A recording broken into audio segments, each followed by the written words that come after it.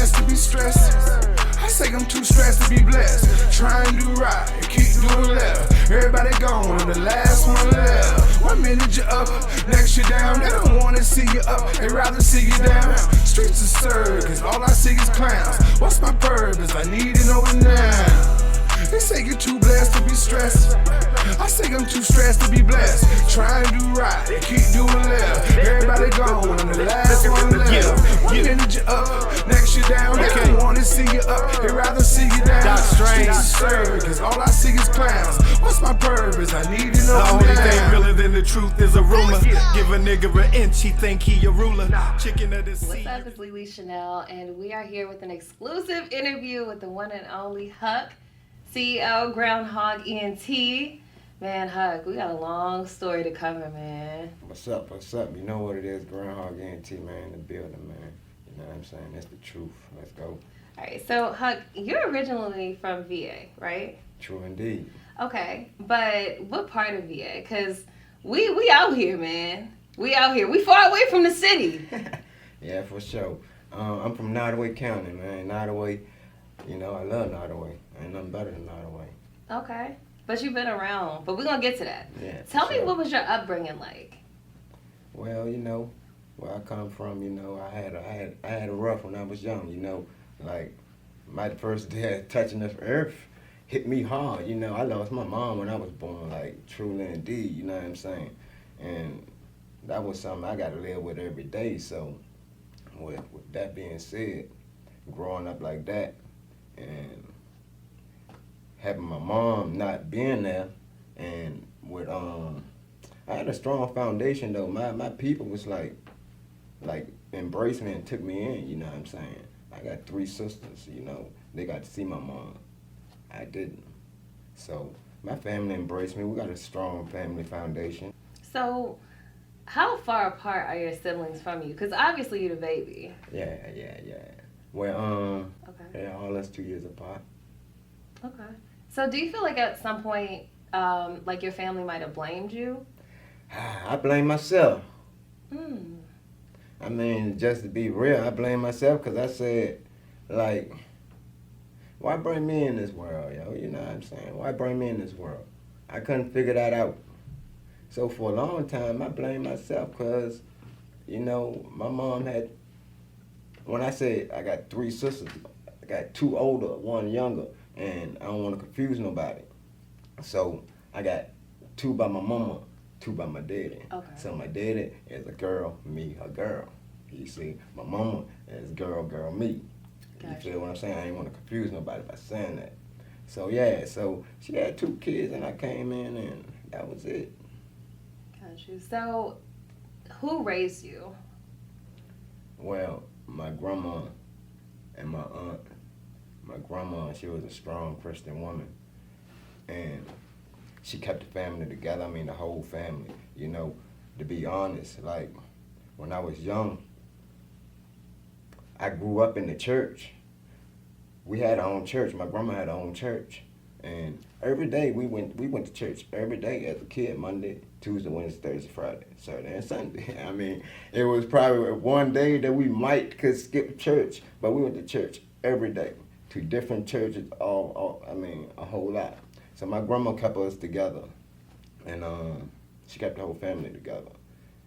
And she wouldn't let, when my mom passed, she wouldn't let me and my sisters and them be split up.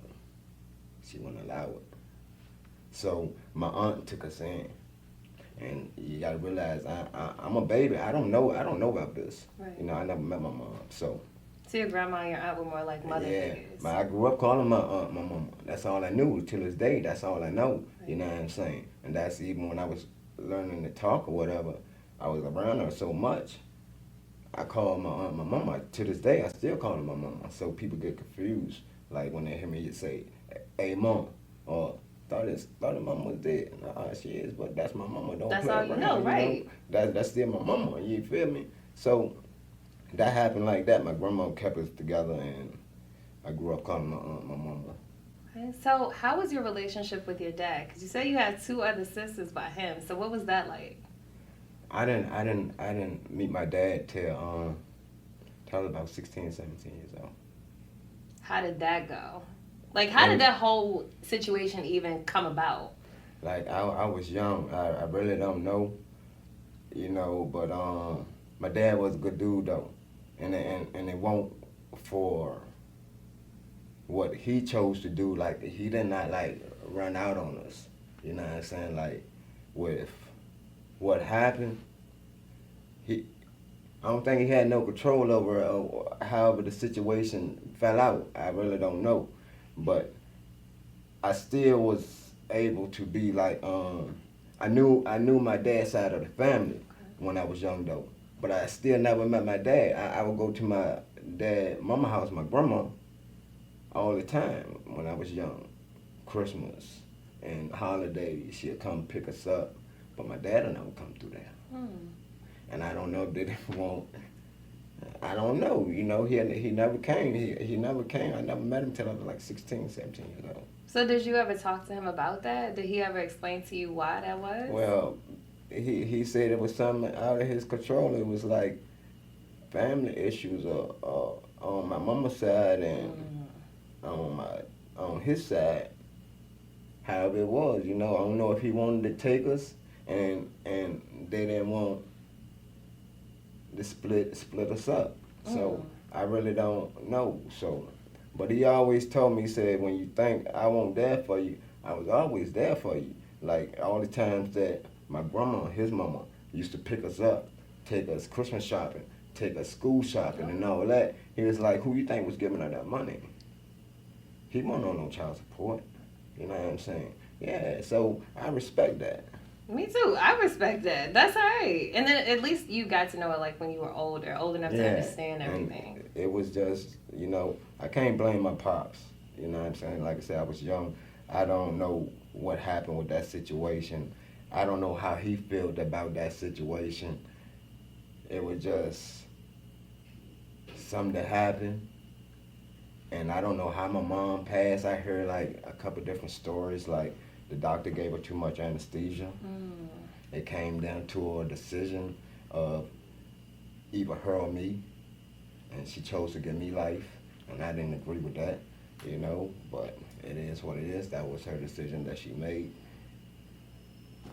And you here. I'm here, so I gotta do the best I can. Like, I got something, you know, I live for something. Agree.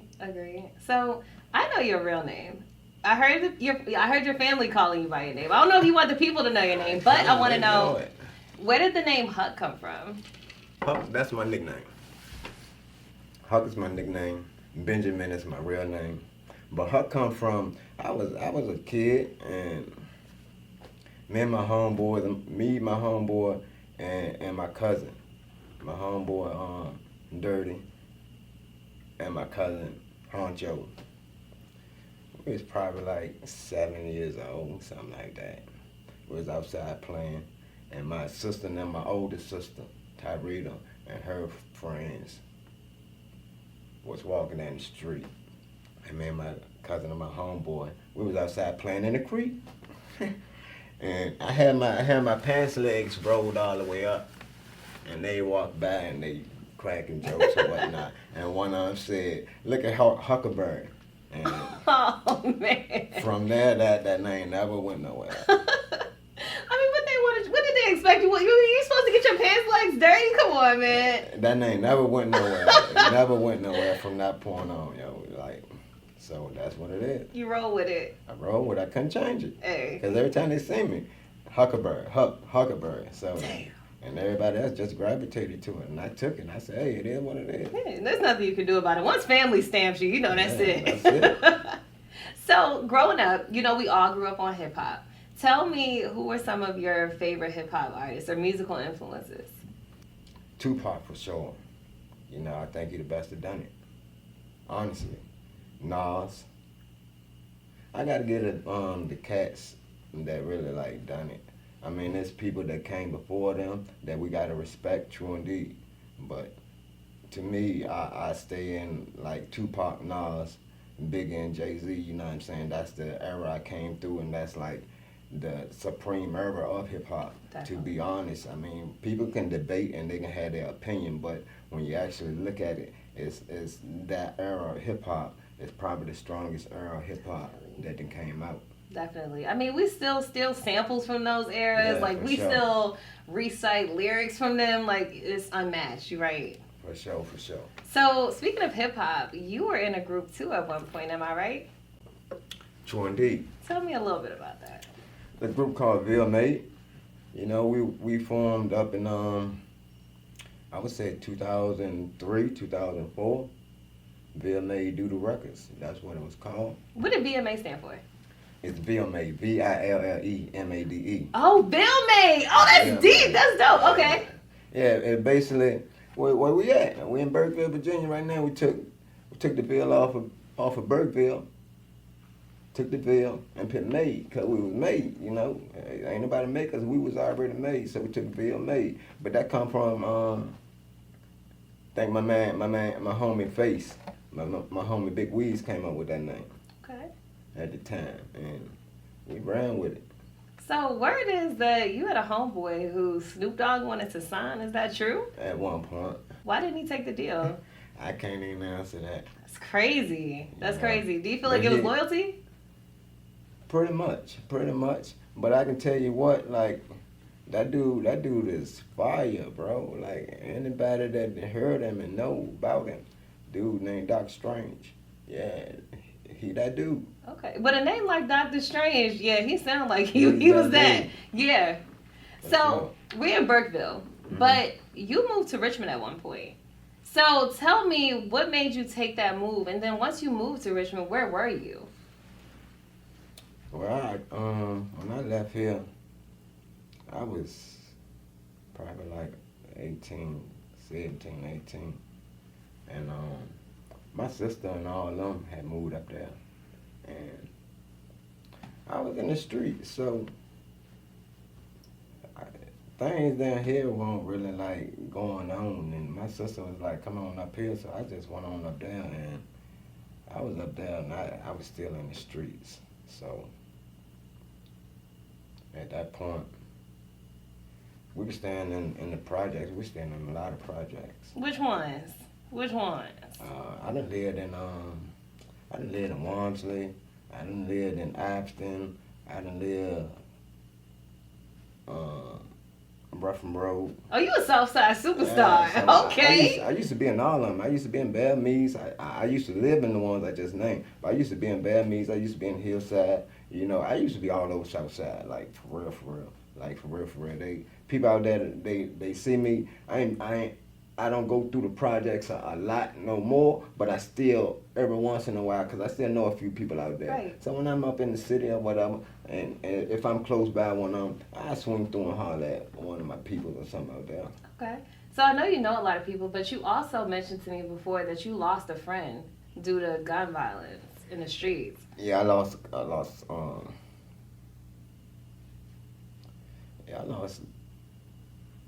three good homies. 3 good homies to gun violence in the street, like for real. I lost my homie Doodoo. That's who we named Ville Made after. Doodoo Records. That's how Doodoo Records came through, keeping him alive, keeping his name alive. So when we started Ville Made, it was Ville Made Doodoo Records to keep Doodoo name alive. Lost him. He got killed up in Richmond. It was on some old setup type shit. You know what I'm saying? It was fucked up. You know what I'm saying? To be for real. Lost him up in Richmond. My homie Thermo. He got killed. He got killed down here on some old setup type shit too. And that was fucked up the way they done my nigga Thermo though, 'cause they like had to do that. That was a real nigga, man. Like for real. Like that dude to give you the shirt off his back, bro. Like I grew up with that homie all the way from school. Like you feel me? And he was a good dude. And the way somebody to do him like that and take him away from his family and his kids, it wasn't right. They shot my man, threw my man in the car, set the car on fire, and some old fuckboy ass shit. You feel me? All over some nonsense over somebody trying to say he was telling on somebody. The nigga was solid. That nigga was solid. That nigga ain't never told on a soul. That's heartbreaking. I'm sorry that happened. So, what do you feel like is the biggest difference between living in like country life versus city life? Do you feel like it's safety, or is it easier to stay on point, or like is it more of an issue because it's more stuff to do? What do you think is the difference? Is like the city is faster. It's the same. Don't get me wrong. It's just a little difference.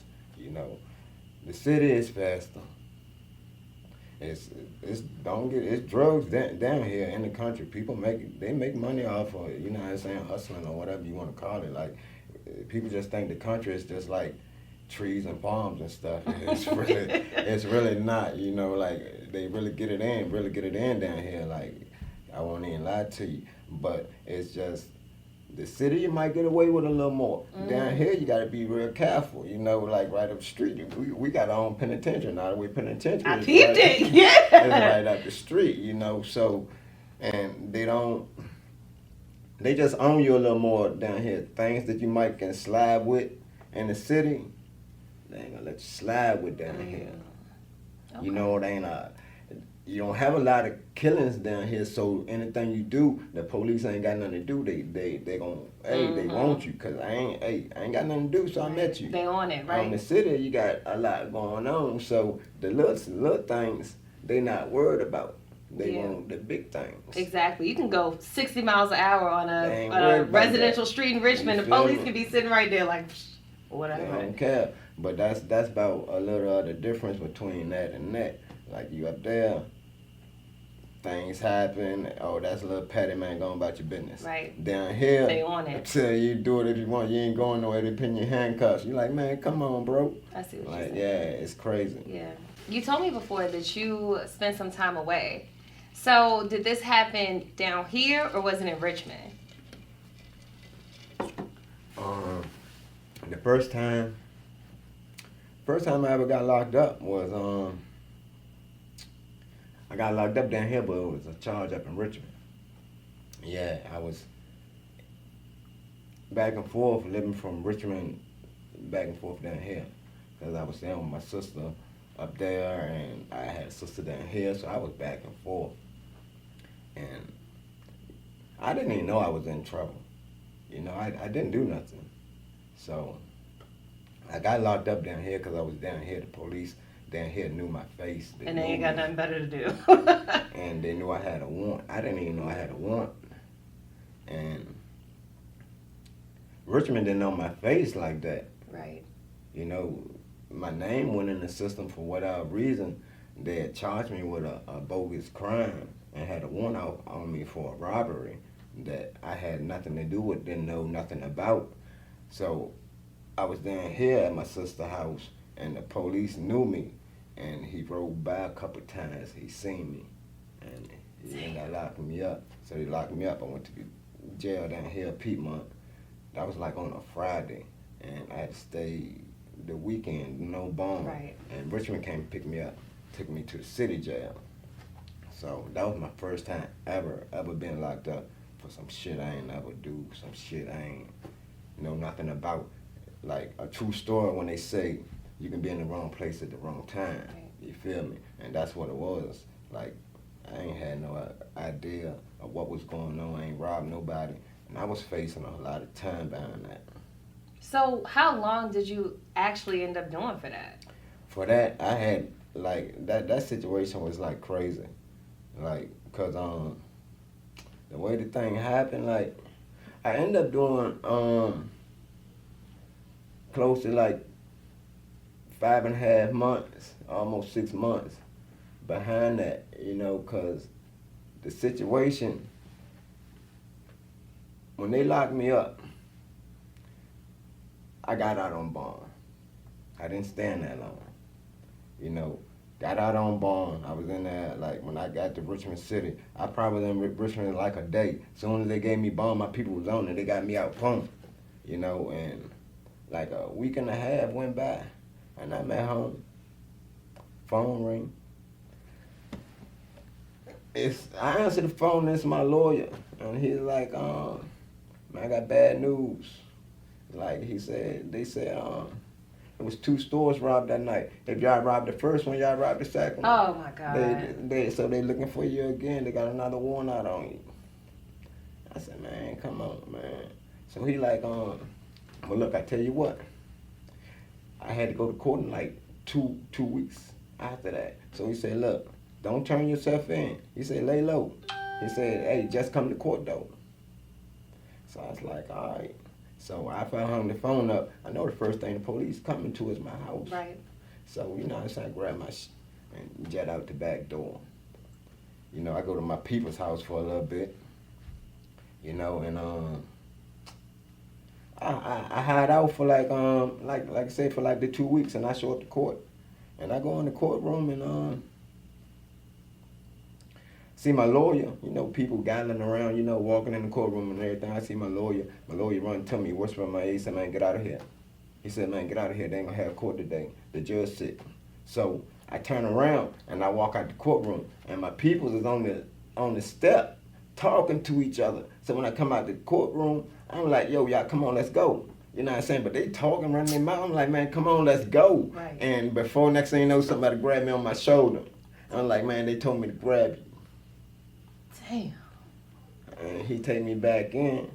They lock me up. They don't give me no bond. I got to sit in there until my trial date. So. And they kept pushing my trial back. Every time I go to trial, they push it back another month, push it back another month, kept pushing it back. And I'm like, man, yeah. That's crazy. So I was facing two robbery charges, because it went from 1 to 2, because they said it was 2 stores, and said there was a gun involved in both junks. So now it's armed robbery, you know. So I'm facing like 30 years behind some bull that I don't even know. I don't know what going on. So did it get dropped overall? I mean, they eventually non-processed it. I mean, I had to go to court though. I went to trial. That's crazy. I went to trial behind 1. I went to trial for the first one, and I went to trial, and it was crazy because the prosecutor, they were just trying to railroad a brother, man. They was pulling people off the street to come to court to testify against me. It was me, my brother, and my cousin. When I say my brother, I'm talking about my homie Dirty, you know what I'm saying? So it was us 3. And they charged us 3 with it.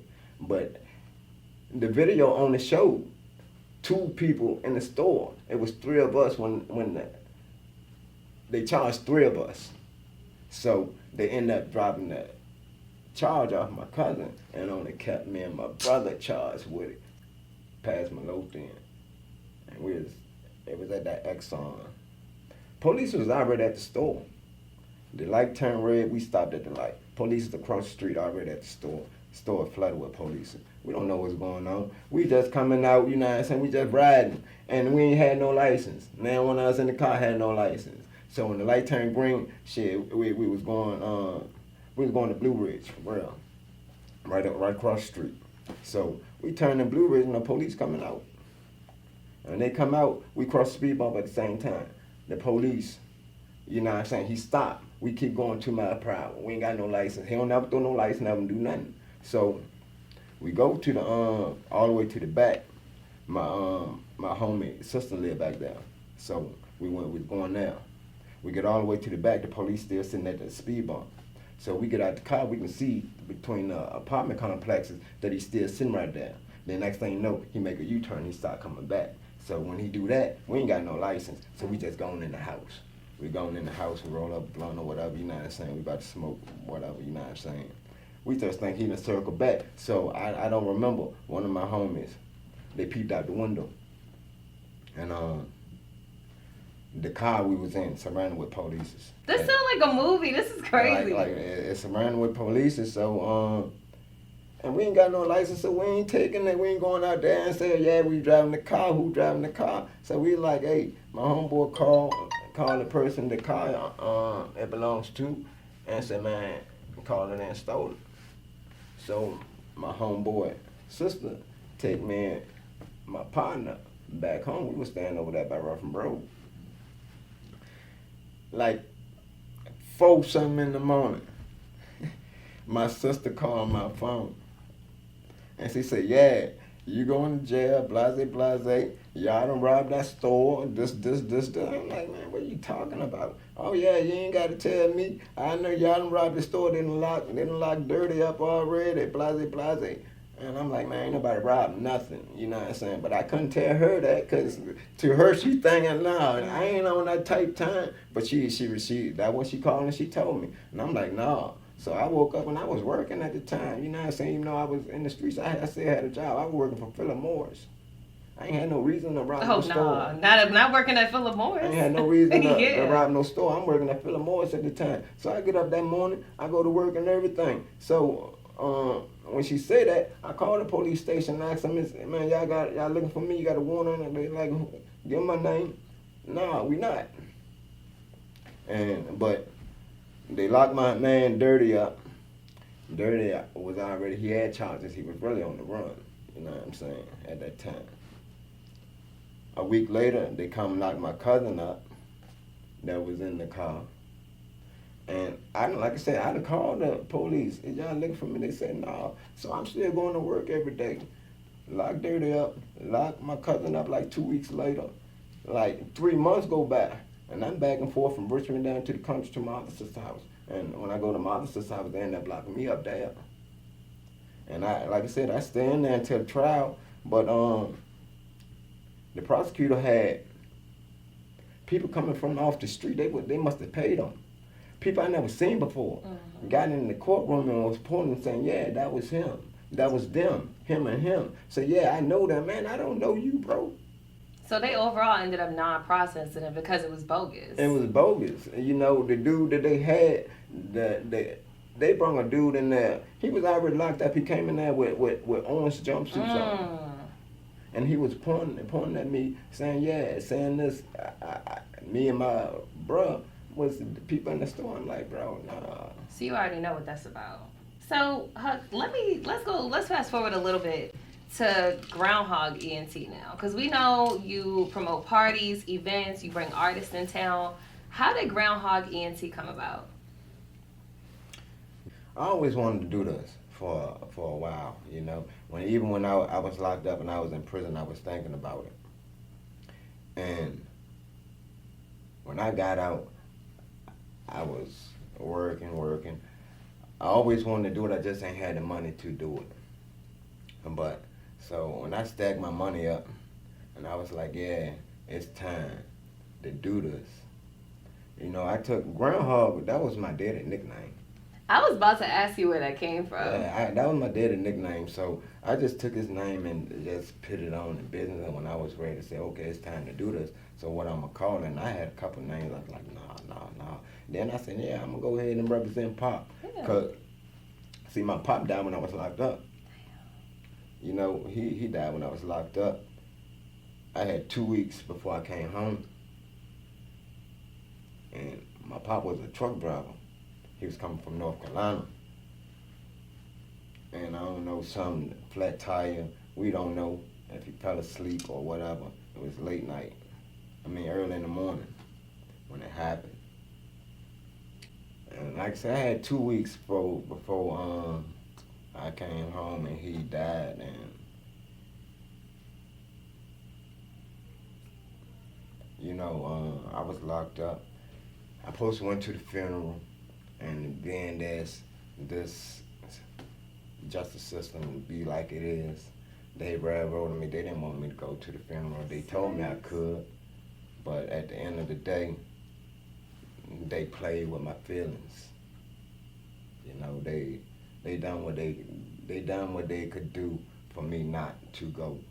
And on the side of my people's done everything they could for me to do. I want no escape risk. I'm not gonna run nowhere. Like, I got 2 weeks, man. Like, where I'm going? That's my family, right? Yeah, so they done me like that.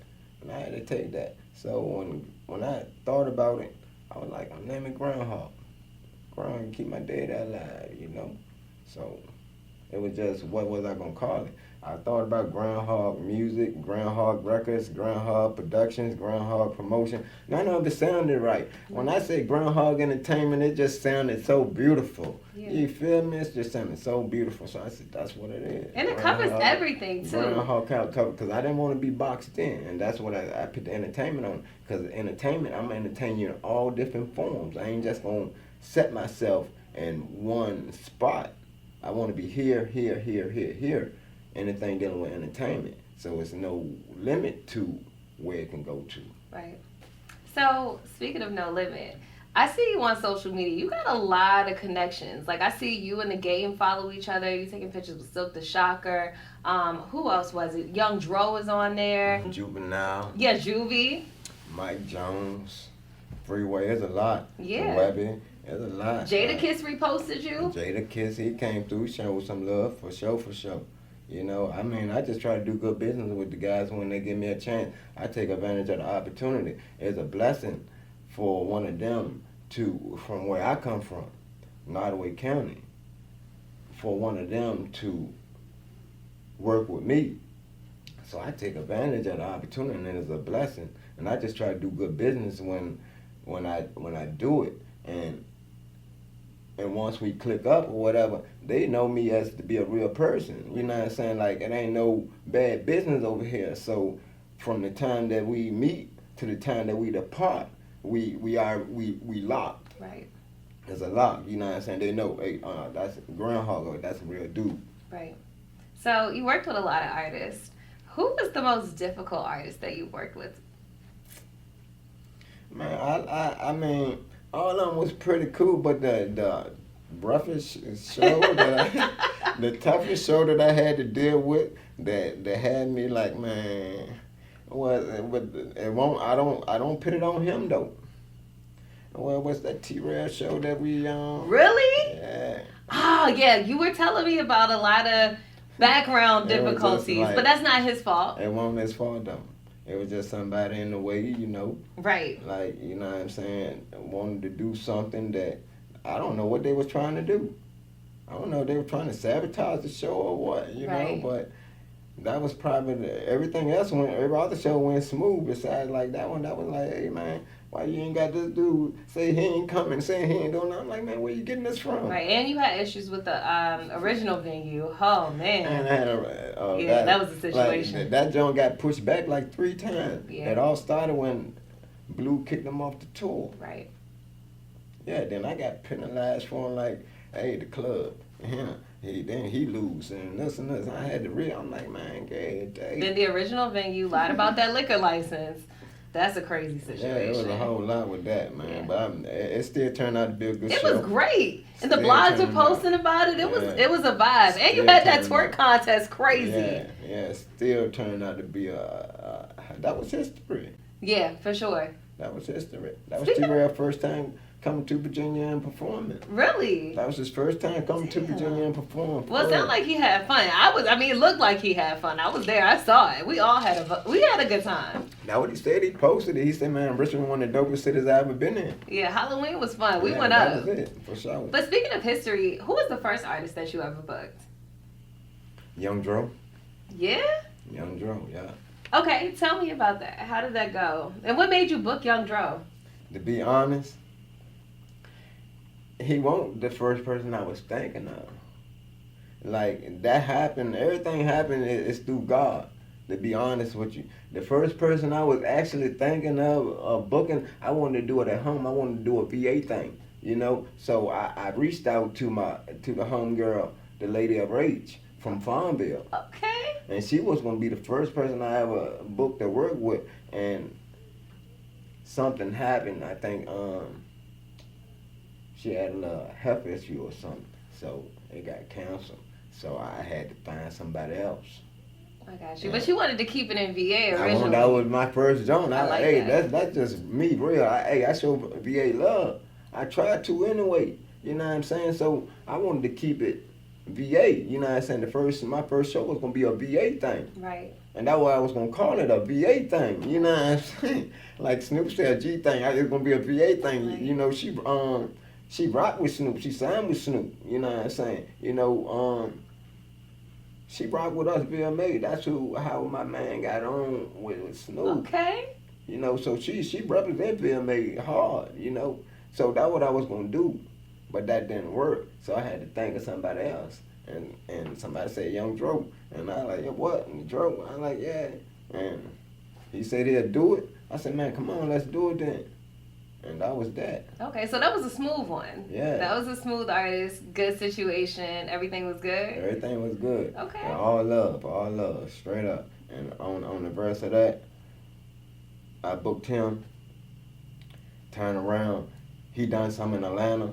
He invited me to come to Atlanta. I went to Atlanta. I took me and my peoples, went up there, kicked it up there. He showed me mad love. Then turned around and came back down here to Richmond. Me and him clicked up again. So, like, yeah, me and Jordan, like, clicked up like 3 times. Yeah, you build those relationships, though. Yeah, for sure, for sure. You do that. Now, I want to know what events you have coming up, because you always got something up your sleeve. Well, I can tell you about May 4th. I ain't gonna say nothing. I'm just gonna give you a head up on April the 20th. April the 20th, I got somebody coming. You gonna host it? Of course. You gonna host it? But How can you hit people up like 6 months ahead? Like you always thinking ahead of the game. Ahead of the time, cause I know you might be booked up. I gotta beat them to the punch. Right. So I got somebody coming through April the 20th. You know that's Smoke Day. Oh yeah. Yeah, that's Smoke Day. So we gonna blow the building down. You know what I'm saying? I'm gonna pick the flyer out and it's gonna be out soon. I'm gonna let the people know soon. I just ain't gonna tell them now. You know what I'm saying? But what I can say, we got another jump. May the 4th. A car show right here in Burkeville. Okay. Right up the street. There's a big park right up the street. You know, we got a car show. We got a band, Mental Attraction Band 2.0 coming from DC, a go-go band. Okay. They That's gonna be a vibe. And they gonna come through, you know, and do their thing. We got the car show, and I'm gonna have opening acts 2 rappers, singers perform at the car show too. Let people go perform and show their talent. You know, put their name out there and whatnot. We're gonna do that too. So that's May 4th. So that's gonna be a big jump. We got. You doing a contest? I don't know. I might. Okay. I might, but we gonna have vendors out there. You know, gonna be good food. You know what I'm saying? Gonna be good food out there. So I mean, that joint gonna be like that though. Okay. It's gonna be like that. You doing the damn thing. I'll give it to you. I try, man. Like I put in a lot of hard work. Yeah. You know, I don't ask for no handouts from nobody. You know, ain't nobody never gave me nothing. You know, I get a lot of criticism. People might try to take little shots. I see them when they try to take their little shots. But how is that possible? You do good business. You make things happen. You got good connections. I seen how you work. Like, you don't ask anybody for anything. You just connect. You make things happen. Even when things are going downward, like, you find a way to turn it around. I try to, but, you know, some people, like, they got a problem, and the problem don't be with me, it be with them. Mm-hmm. They look at me and they say what they should have done, or it could be them, it could, you know, or they try to knock me. But like I said, I don't ask nobody for nothing. Don't nobody help me. You know, nobody help me. Right. I didn't grind to get where I had to go. You know, I done took sacrifices. I done took losses. Yeah. I have, but I don't cry and I don't complain about it. I don't lay down. If it's there, it is what it is. Yeah. So when they try to knock me down, you know, God always, anytime they didn't try it, anytime, God, him. Okay, that's what they want to do. God throw me in, hey, him, throw this out there to him. Yeah. And I won't be asking for it. I swear I don't. God did. I swear I don't. Yeah. I swear I don't be asking for it. I just keep working, and next thing you know, I go on my Instagram or something, and next thing you know, it'd be like, boom, such and such and hit you up. Mike Jones hit you up. This one hit you up. And I go through it, and they say, yo, bro, yeah, you hit me up. Because I be hitting dudes up, you know what I'm saying? And when they hit back, they hit back. I ain't got no, it might be 3 months before they hit back. I don't know. Right. You know what I'm saying? And next thing you know, somebody hit back. Somebody hit back. Somebody hit back. I mean, when they go on my page, they see it's all business. You keep your connections. I tell them it's all love, no hate, all day, every day. For sure. For sure. And you live by that. I live by that Yeah. because I ain't got no hate in my heart Yeah. towards nobody. I got dislike in my heart to some people. You know what I'm saying? I ain't gonna sit here and gonna say that.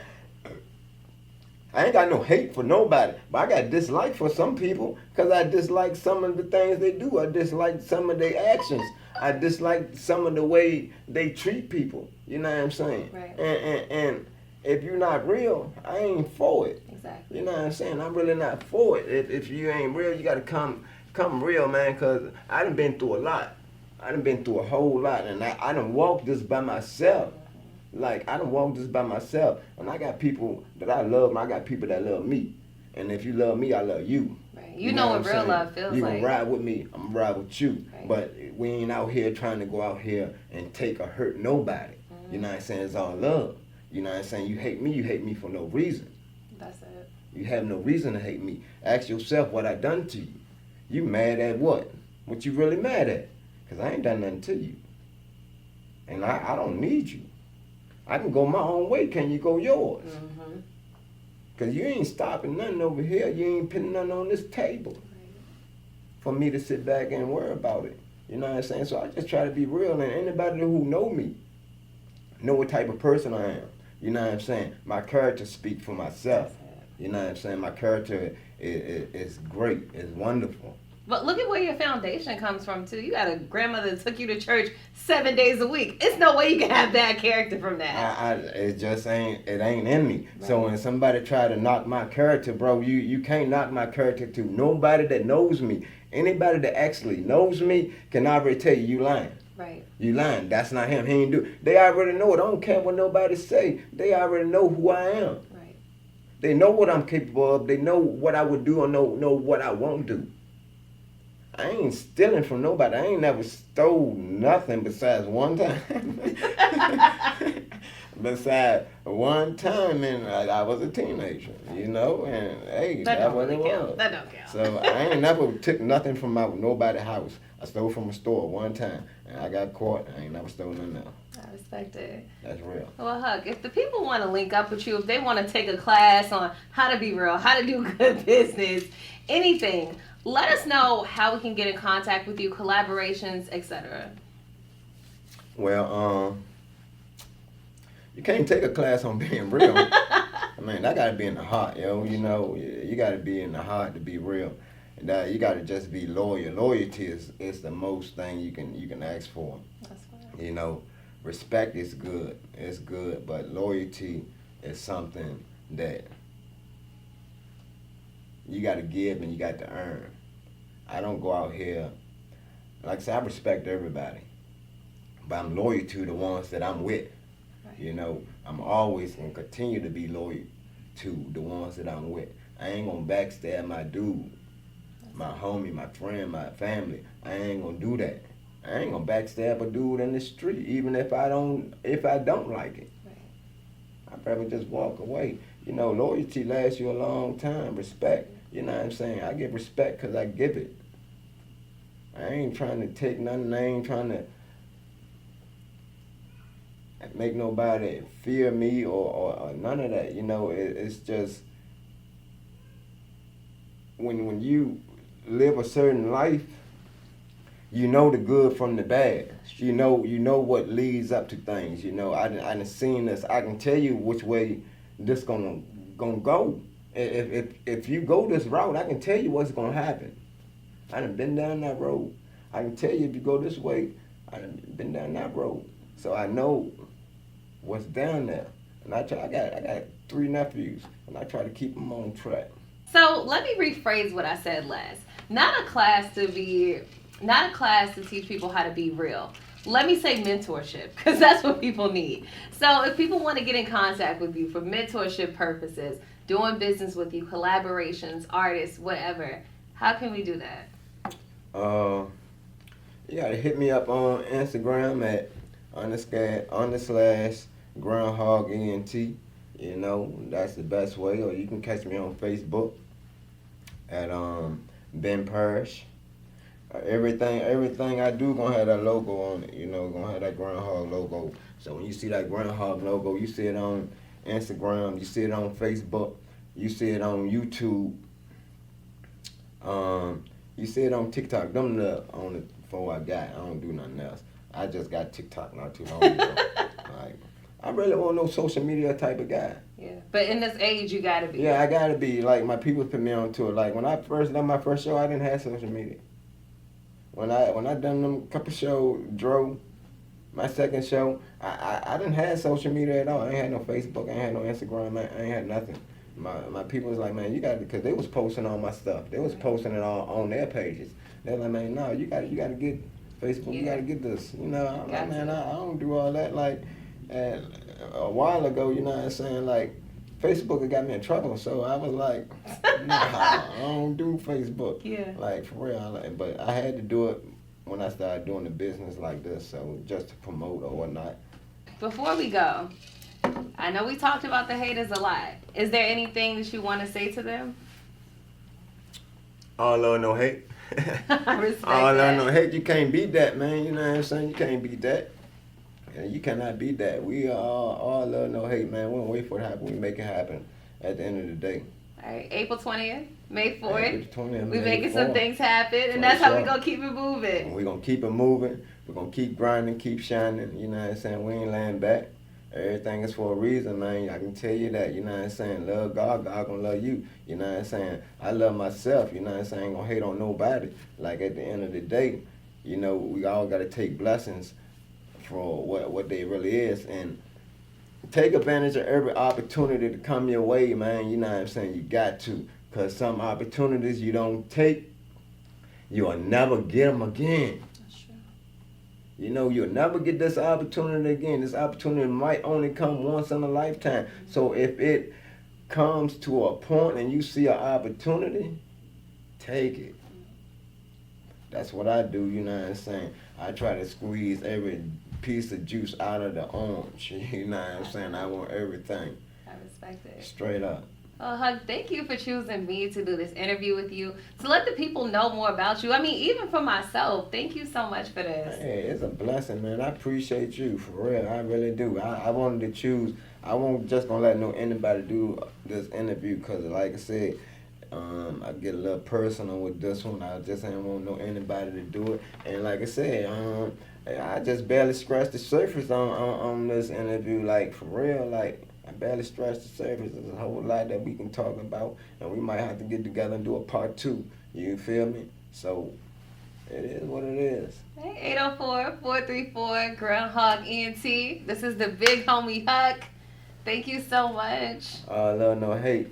The beautiful Lili Chanel, the host you love most. You know play too what much. it is. I say I'm too stressed to be blessed. Try and do right, and keep doing left. Everybody gone, and the last one left. 1 minute you're up, next you're down. They don't wanna see you up, they rather see you down. Streets are circus, all I see is clowns. What's my purpose? I need it over now. They say you're too blessed to be stressed. I say I'm too stressed to be blessed. Try and do right, and keep doing left. Everybody gone, and the last one left. 1 minute you're up, next you're down. They don't wanna see you up, they rather Murder see Mook, you the down. easy man. Streets are circus, all Shout I out to see is Groundhog clowns. Ent. What's my purpose? I need to know it Unless I'm now. too stressed to be blessed, I think we need a reset. Each step I gotta cheat death to keep a street rap. Turn on the TV set, peep how much we regress. You wanna cease the beef, let's see crooked police deaths. Yes. Black man died from a knee on his neck. Next we see one hanging from a tree from his neck. Mayor's speech, I ain't see no regret. All I see is a demon with a white sheet on his head. It's supremacy. Media steal your energy. Give you blue pills to conceal who the real enemy. We won't chill for real, you will remember me. Not until my people governing independently. They say to shut them up, man, let's give them some money. Not to shut us up, you gon' have to give us a country. We fight for ours, fuck a protest. Sometime for shit to get right, it gotta go left.